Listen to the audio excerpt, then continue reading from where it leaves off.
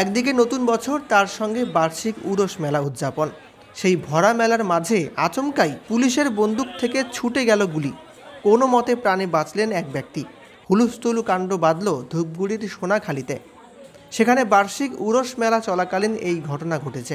সোমবার মেলার শেষ দিনে ভিড় ছিল চোখে পড়ার মতো। পুলিশের পক্ষ থেকে কড়া নিরাপত্তার ব্যবস্থা করা হয়েছিল। কর্তব্যরত ছিলেন কিছু পুলিশ কর্মী। তাদেরই একজনের বন্দুক থেকে আচমকাই গুলি বেরিয়ে যায়। অভিযোগ, সেই গুলি এক ব্যক্তির হাত ছুঁয়ে বেরিয়ে যায়। এই ঘটনায় মেলা প্রাঙ্গণে বেশ হুলস্থুলু বাঁধে। ঘটনাস্থলে পৌঁছে যায় র্যাব এবং বিশাল পুলিশ বাহিনী। ভিড় হটিয়ে দেন পুলিশ আধিকারিকেরা।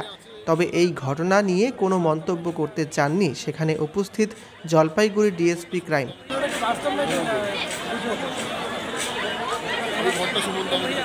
আপনি তো স্যার তদন্তে আসলেন, অনেকজন কি দেখলেন? কিন্তু প্রেসকে যে বলা আছে সেটা আমাদের বড় সাথে ঠিক আছে।